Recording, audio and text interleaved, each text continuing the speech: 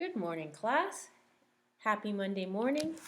It's a new week, and I hope you're excited for everything that comes with it. Today is Monday, January the 10th, 2022. If today is Monday, then what was yesterday? Of course, it was Sunday. Today is Monday. The day before it was Sunday. So what is tomorrow? The day after Monday, of course, is Tuesday. And if you look out your window, it's a little bit cloudy with a few flurries coming down. And we know that our season is winter. Let's put our calendar together now. Monday, January the 10th. It's winter, and it is cloudy with some flurries.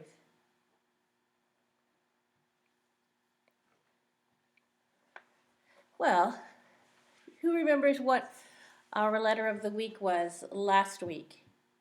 If you said P, you're correct. So, who can tell me what they think our letter of the week this week will be? If last week was P, what letter comes next in the alphabet? Yes, that would be Q. We'll talk a little bit more about that later.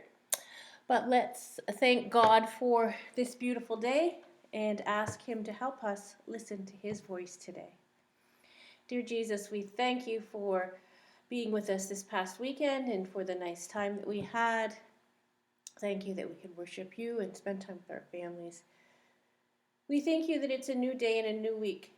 Please help us to have minds that are curious to learn about the world around us and help us to always do our best work for our schoolwork and when we're helping at home.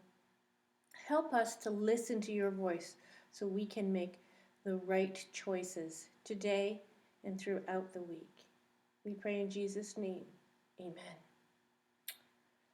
Well, this week our theme for our Bible time is righteousness.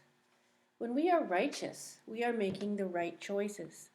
And the way we can make the right choices is by listening to Jesus' voice. His Holy Spirit speaks to our minds and helps us when we're not sure what to do. If we're thinking about doing something and we don't know what the right decision is, we can talk to Him about it. We can listen to His voice speaking to our hearts and our minds, reminding us, oh, that's a good choice, or oh, that's not a good thing. And we can also, of course, ask for help from our parents or people that love us who also want to help us make good decisions, because God put them in our lives to take care of us. So when we listen and obey to God's voice and listen and obey His word where He tells us how to make good choices in the Bible, then we become righteous people. It takes our whole life long to be more like Jesus. Each day we're practicing, and each day we make mistakes, but God is very patient with us and teaches us our whole life long how to make right decisions and to be righteous people, men and women, boys and girls. Well, there's a story today about a man named David. We all have heard about David before, and sometimes he made the wrong choices when he wasn't listening to God's voice. But many times he did make good choices and the right choices. And God was teaching David how to be a righteous man.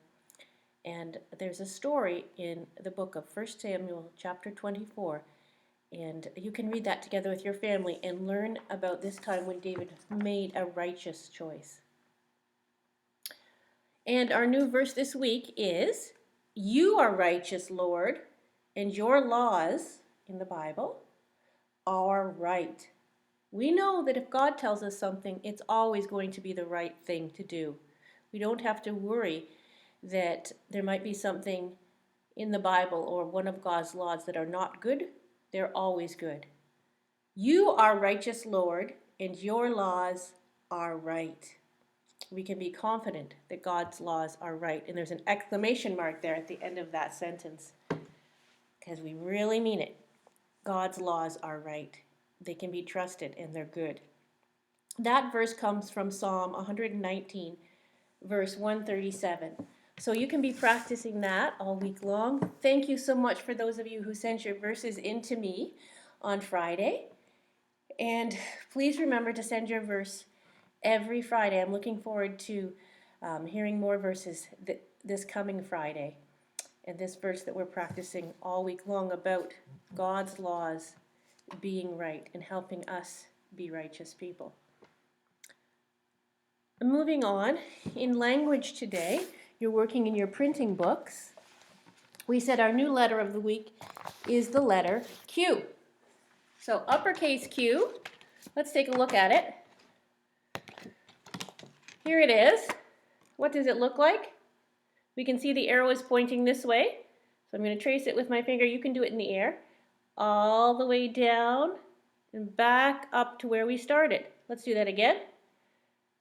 Around and back up again. What have we made?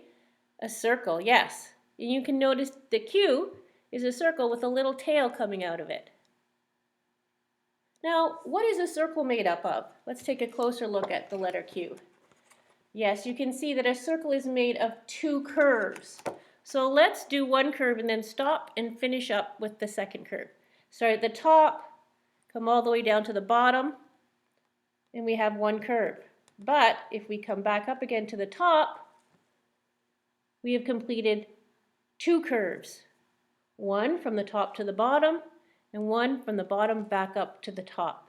And if we put those two curves together, let's go all the way through this time without stopping. Top, bottom, back up to the top, and we have made a circle with the stick coming out the side for a little tail. That is the uppercase Q. Now Mrs. Peddler is going to see if she can make that. I just happen to have with me here two curves, one curve, and starting at the top, coming around to the bottom, join another curve to it from the bottom all the way back up to the top. Now I'm going to put them together, and I'm not going to stop in the middle this time. Top to the bottom, back up to the top. But we're missing something, aren't we? We're missing the stick off to the side, or the tail. And here it is. There you go. And there is our Q.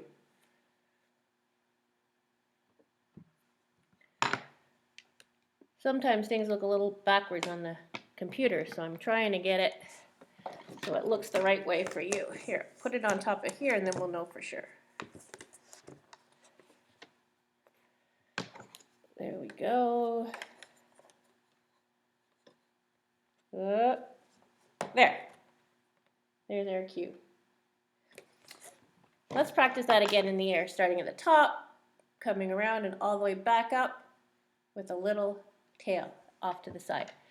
Now, the lowercase q is not the same as the uppercase Q, so let's take a look at it. It does have a curve, but it has a small curve. You can see that. It has a straight stick. Now, what's that looking like? If you said that's looking a little bit like a 9, like the number 9, you are correct. So a lowercase q is a number 9, again with a little tail coming up out of that stick right here. There we go. Or a little hook. So the lowercase q has 3 parts. A small curve, a straight stick, and a little hook. 1, 2, and 3. 1, 2, and 3. 1, 2, there's our 9, and 3. There we go. So, today, so that you can have more practice, I would like you to work in your printing workbooks. JKs, you are going to do 2 pages. Now, in your instruction sheet, Mrs. Pedler put page 34 and 35. And some of the books have different pages. So if yours is not on 34 and 35, then just look at the front of your book and it tells you where your page is. And in this book, it is on page 38 and 39. So you can see you're going to have a chance to practice your uppercase cues. I want you to trace those cues following the arrow with your pencil around to the bottom and back up, straight down and up, and the little tail. There are 4 of them there for you to do. I also want you to complete the ones at the top where they're making them with sticks. And then, what do we have a picture of here? Yes, it's a bed, but what's on top of the bed that's keeping this little boy warm? It's a quilt. So a beautiful cover on top of this bed is called a quilt. And some people who are very good at sewing and quilting make these beautiful blankets. My sister is really good at quilting, and she made me a lovely quilt for Christmas, and it's on top of my bed now. So quilts are made out of patches of old pieces of material, and they sew them together and they put some soft cotton in there. So quilt is a word that starts with Q. Now Q is an interesting letter. It has another letter that's its friend, and you will always, most always, see Q with its friend beside it. It doesn't go out of the house by itself very often.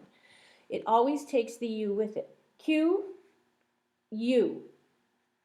Those 2 letters are usually seen together. Q with its friend U.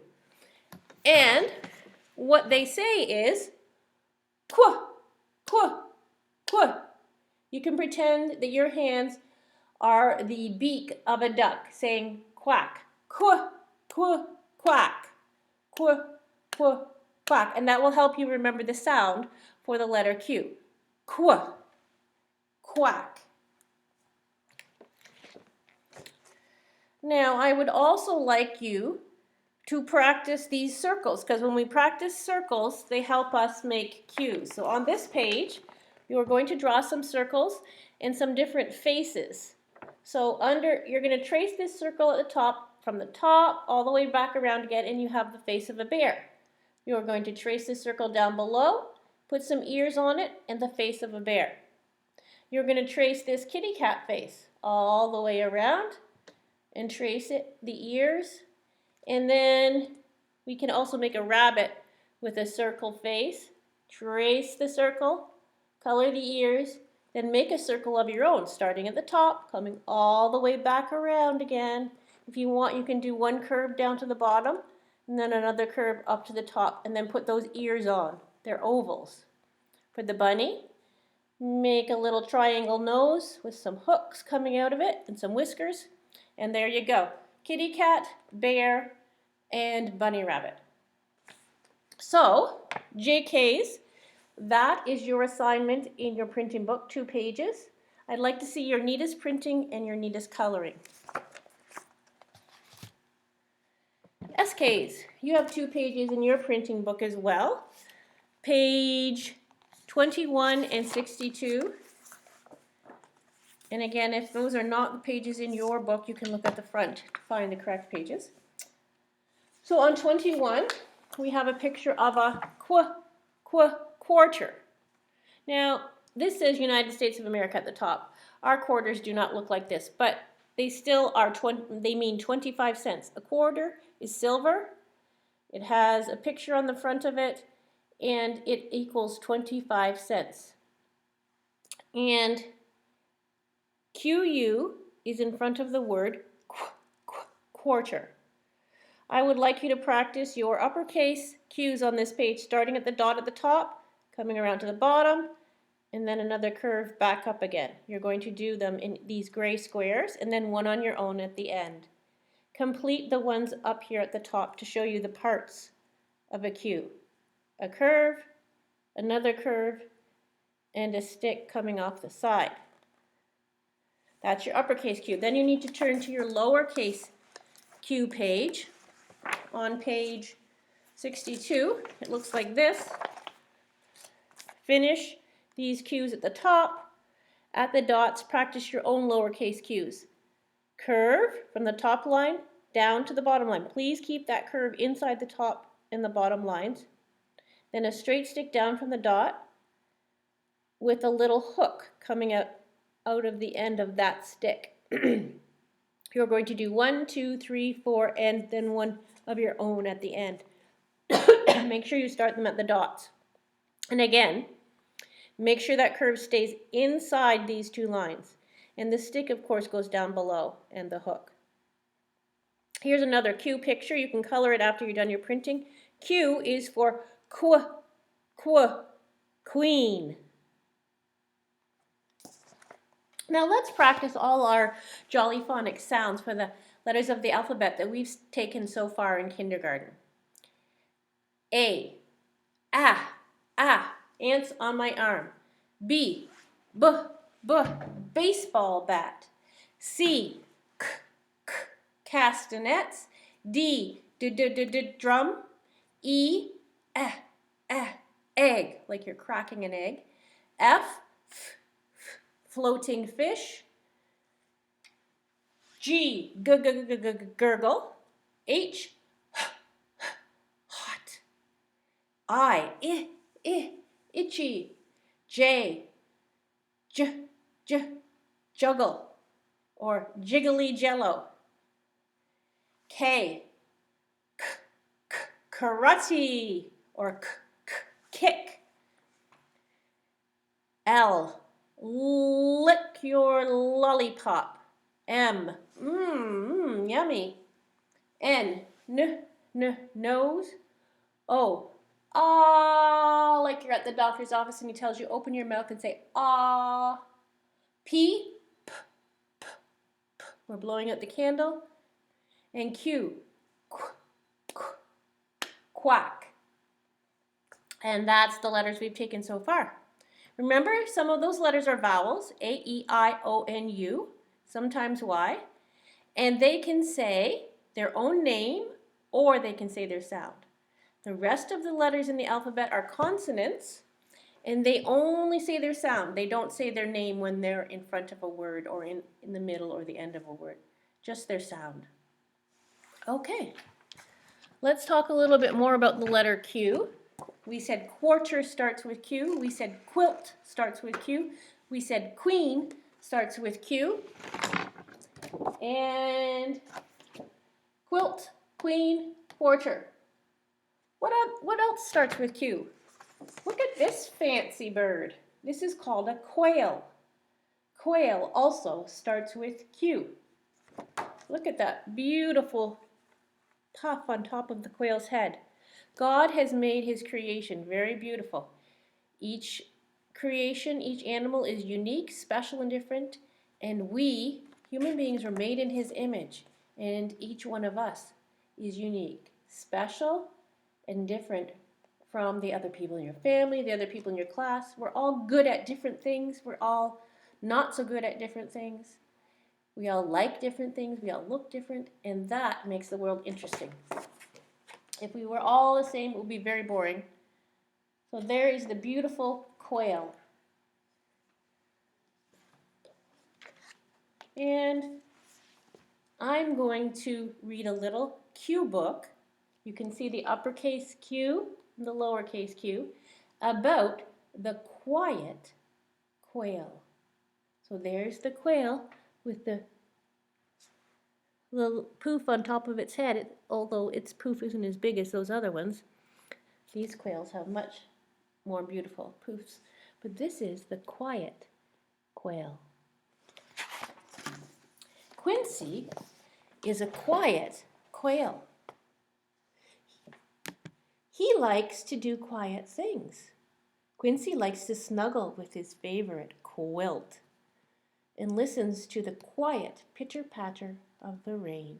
Do you like to hear the rain on your window? See his colorful quilt with the different patches of different materials sewn together?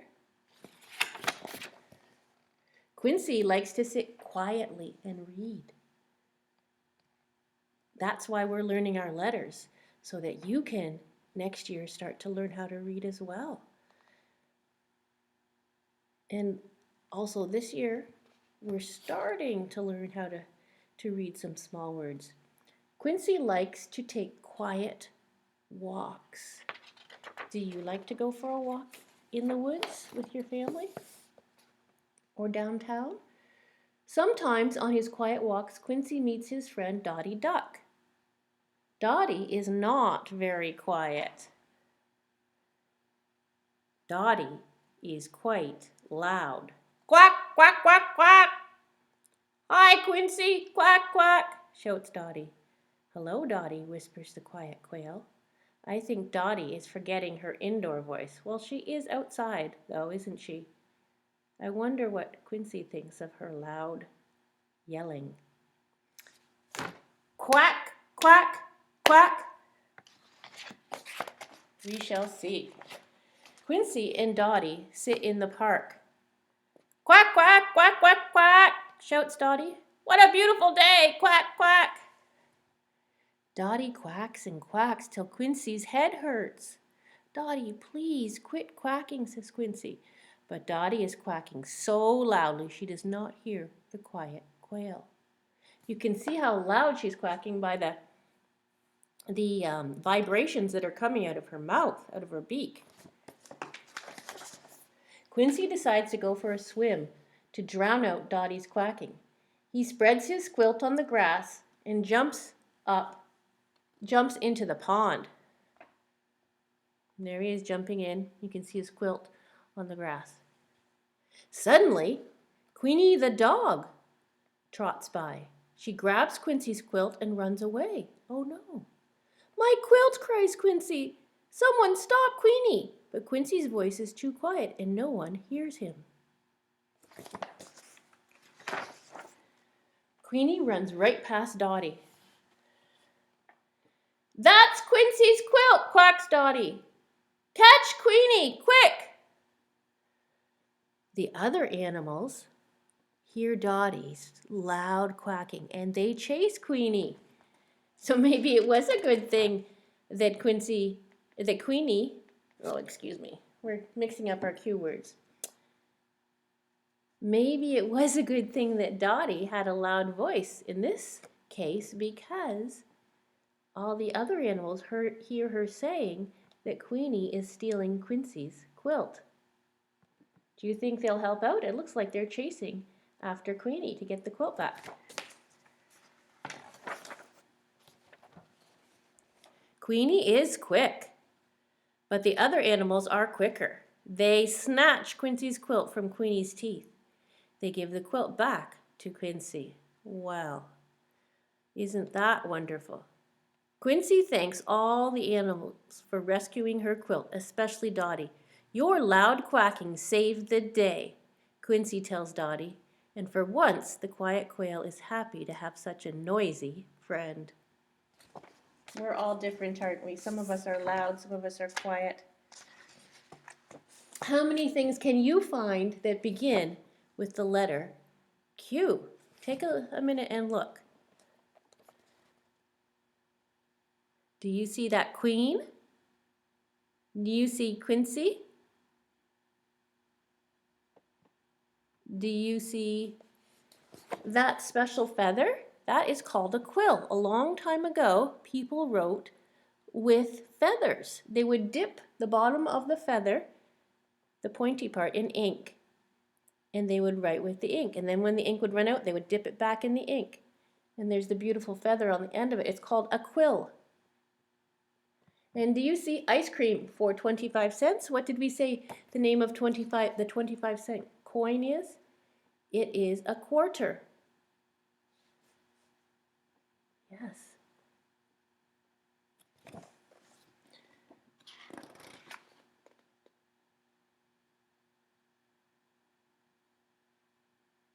Those are all the cue words that I see right now. Can you see any others? I'll let you have another look. Oh, what are they sitting on? Of course, the quilt.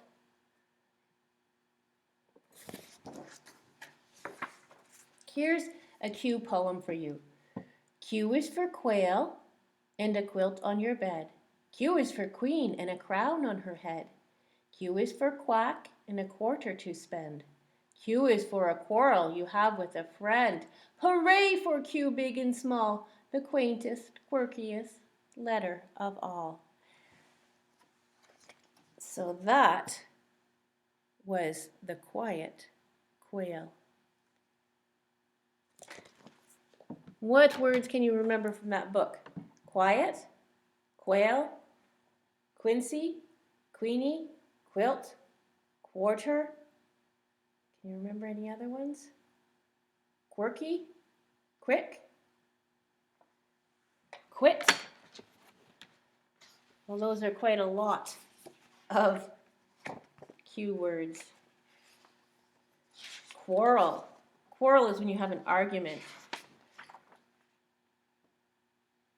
Quaint is cute, and quirky is funny. Those are all quite the wonderful cue words. Okay, let's move on from our language into our math. We've been talking about measurement last week, and this week we're continuing to talk about measurement. This is going to be our last day talking about length, and tomorrow we'll start another type of measurement called weight. But today we have a couple more pages to help us learn how to measure how long things are. And remember that there are two different parts to the ruler. On one side here we have inches, and on the other side we have centimeters. Which is the longer measurement? The inch, right, is longer than a centimeter. So here's an inch page. You did one of these before, but the ruler was underneath each picture. On this one, you have your own ruler that you can cut out on the dotted lines to measure the cane, the stick, and the rope, and then put your answers in inches in the boxes. That shouldn't take too long, so you have another one. And this one, of course, is in centimeters. Again, you can cut your own ruler out. This is a centimeter ruler. And then once you've cut it out, you can put it underneath the toothbrush, the bone, and the stick to see how many centimeters long each one is. And just so that you can measure things around your own house, today and tomorrow, today I thought you wouldn't want to do all of this today, but I've given you a yardstick. The yardstick is the one that measures inches. You can cut each one of these pieces out and glue them together on the end.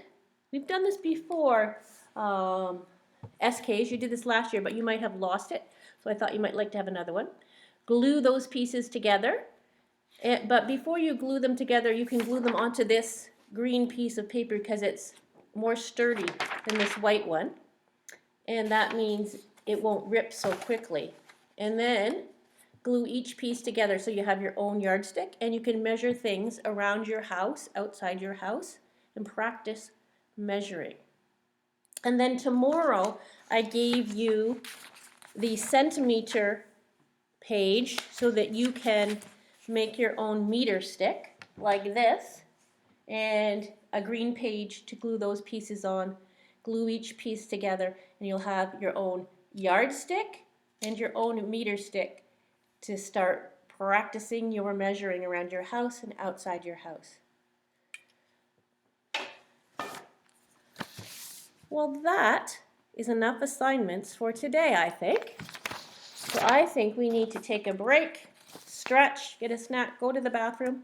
We'll meet back in a few minutes for our story time.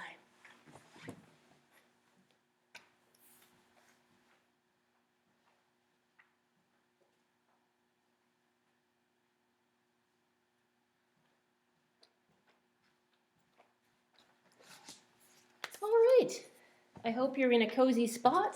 You had a good little break. And this book is a special book by a special author. It's called Stopping by the Woods on a Snowy Evening. It is actually a poem made into a book, and it's written by a very famous author. He lived over 100 years ago. His name was Robert Frost. He was born over 100 years ago in 1874, and he lived to 1963, which was he died a few years before Mrs. Pedler was born. So, but he was very famous. He wrote a lot of beautiful poetry. A lot of the poems were about the countryside and how beautiful it was. And God gave him the gift of being able to use words to paint pictures in people's minds of things that he saw, that they saw. It were word pictures in their head by the words that he used in his poems. They could see those pictures in their head of the things he was talking about. He won 4 Pulitzer Prizes. That's a big prize that famous writers win, and he won that 4 times.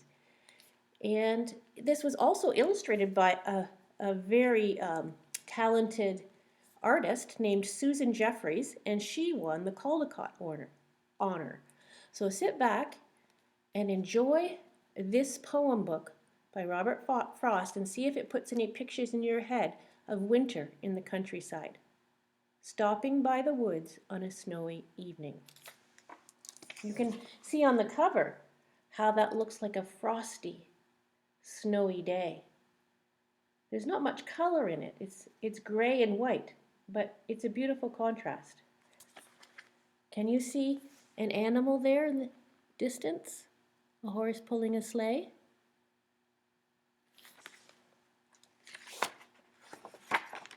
Here's some more color. We can tell that we're at a farm there, can't we? Do you notice the farmer's beautiful bright red and black checked jacket? And there's the ducks with their bills. Do you hear them quack, quack, quacking? Oh, there's some beautiful foxes. Most of the picture is gray and white, like it's been sketched by a pencil, but there's the beautiful orange of the foxes' coats. And their coats get thicker in the winter to help keep them warm. They stay around, they don't hibernate.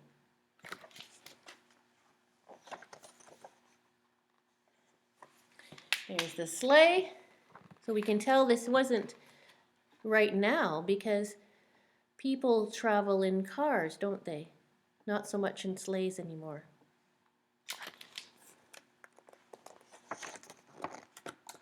Whose woods these are? I think I know.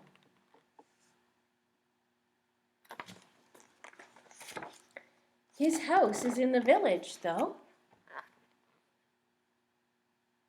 You can see how the countryside was gray and the village has some more color. He will not see me stopping here to watch his woods fill up with snow. You see that big, beautiful owl in the background? Oh my goodness. Look at the winter animals, the owl, the squirrel, the fox, the cardinal, and the old man. He's in the snow making a snow angel. They're all having fun.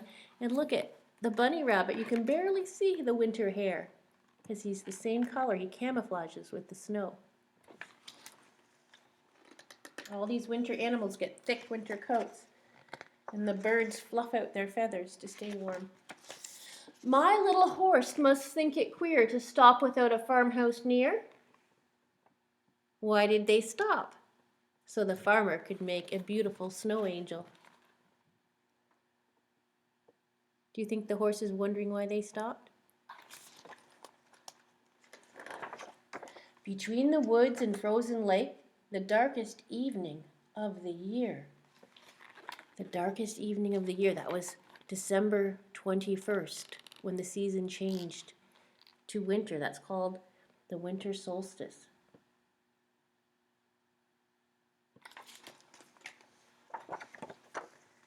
He gives his harnessed bells a shake to ask if there is some mistake. So the horse is shaking its bells to say to the farmer, "What's going on here? Why are we stopping?" What's the farmer doing now? He seems to be gathering a bunch of sticks. And can you see the beautiful quilts in the sleigh to keep him warm? The only other sounds the sweep of easy wind. So it's very quiet out here. The only thing the farmer can hear is the wind.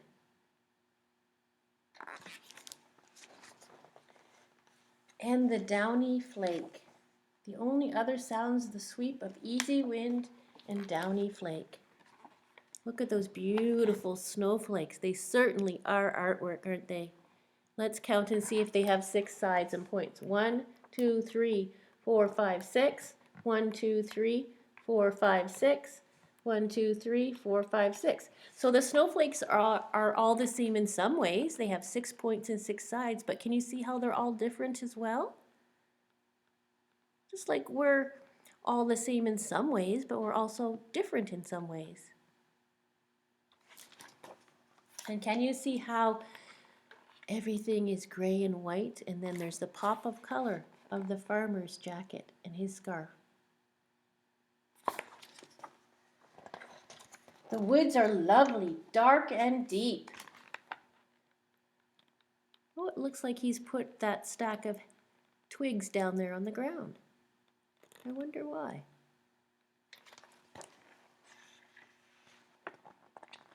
Do you think he's made a little hut for the winter animals so they can escape the snow?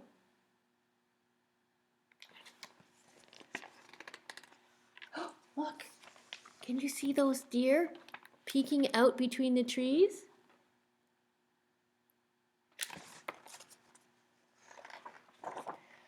But I have promises to keep. He has to get back, doesn't he? They all have their colorful winter clothes on that have probably been knitted or sewn by someone who loves them. In those days, the mothers and the grandmothers made a lot of the children's clothes instead of buying them at Walmart or at Loblaws. And miles to go before I sleep. Oh, look at all the beautiful, colorful birds. So there goes the sleigh and the farmer. They've had their wonderful time in the beautiful white forest, but they have jobs to do and they're heading back home.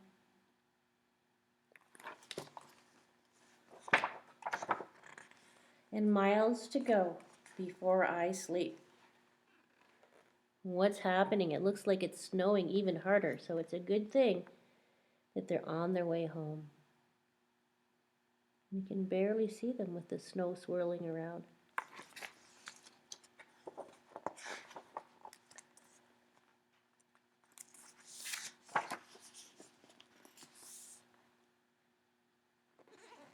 And that was the poem by Robert Frost. And the artist, Susan Jeffers, has a little note here at the end. There's only one more thing more majestic than a Robert Frost poem about snow, and it's a snowstorm itself. So she loves snowstorms. While I was growing up, snowstorms were very exciting events in my family. My mother's favorite thing to do was simply to walk outside and look. She was a painter, and my first painting lessons came from her. They were really lessons in looking. She would ask me, "What is the color of the tree's shadow? Is it blue, blue-green, or violet? And what is the shape of the highlight on the copper tea kettle? Oval, square, diamond?" She was teaching me to paint what I saw, not what I knew already. What I knew could never be enough. During that winter, I drew the pictures for stopping by the woods on a snowy evening. So that winter, when she was learning how to paint from her mother, she drew she drew the pictures for this book when she was still a girl. And she had been outside during 2 huge snowstorms where she lived in Westchester County. And I was living on a small farm at that time, surrounded by snowy fields and frozen ponds. Wherever I looked, a line of the poem was illustrated. How fortunate for me. So, in God's beautiful creation, Susan Jeffers, when she was a girl, learning how to paint from her mother, saw the beauty outside in the wintertime where she lived, out in the country, in the farmer's fields and out in the forest. And she drew the pictures for this book, the beautiful pictures that help us see nature and that she's captured in her own mind and in her own paintings, that go so well with the beautiful words that Robert Frost, the poet, has written in this book, in the poem, Stopping by the Woods on a Snowy Evening. I hope you enjoyed it as much as I have. And I hope this winter you'll take time to look outside and enjoy and appreciate the beauty of nature. Bye for now. Have a wonderful afternoon.